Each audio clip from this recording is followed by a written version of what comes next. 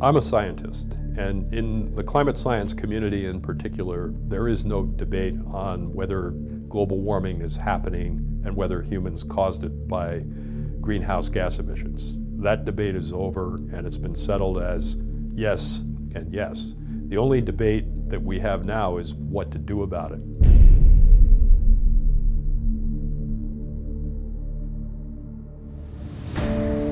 One of the things that we're seeing quite frequently now are extreme weather events. When the frequency of extreme weather events goes up, that signals a shift in the climate system. The weather as we knew it doesn't seem to exist anymore. You know, people talk about sustainability. Coastal areas are not sustainable.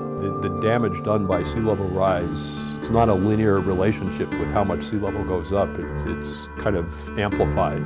The more it goes up, the worse it becomes. Right now we're having accelerated coastal erosion, and the sea level rise could amount to 5 to 8 feet by the year 2100. During a storm, you could be looking at a sea level rise of 30 feet, maybe even 40 feet.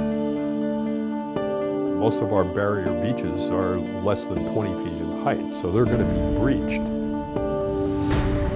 The property damage is going to be astronomical.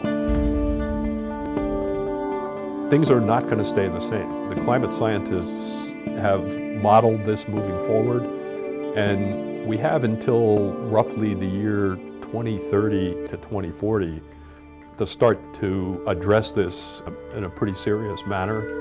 To put it in perspective, what we're really saying is you can pay now or you can pay later. And if you choose to pay later, the price is going to be very, very high.